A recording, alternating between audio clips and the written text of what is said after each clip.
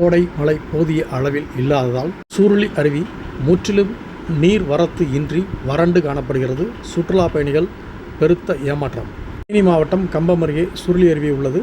மேற்கு தொடர்ச்சி மலையடிவார பகுதியில் ஸ்ரீவில்லிபுத்தூர் மேகமலை புலிகள் வன காப்பகத்தில் பாதுகாப்பில் இந்த சுருளி அருவி பகுதி உள்ளது. இது மிகவும் பிரசித்தி பெற்ற ஆன்மீக தலமாகவும் சுற்றுலா தலமாகவும் விளங்கி வருகிறது. நாள்தோறும் வெளி மாவட்டம் மட்டுமின்றி வெளி மாநிலங்களிலிருந்தும் ஏராளமான சுற்றுலா பயணிகள் வருவர்.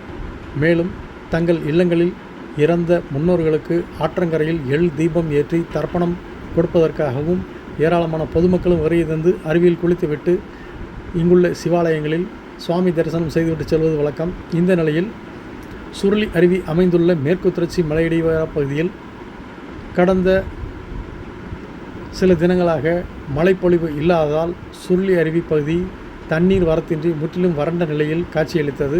இதனால் கோடை விடுமுறை தினத்தில் சுற்றுலா வந்த சுற்றுலா பயணிகள் பெருத்த ஏமாற்றத்தோடு திரும்பிச் சென்றனர்.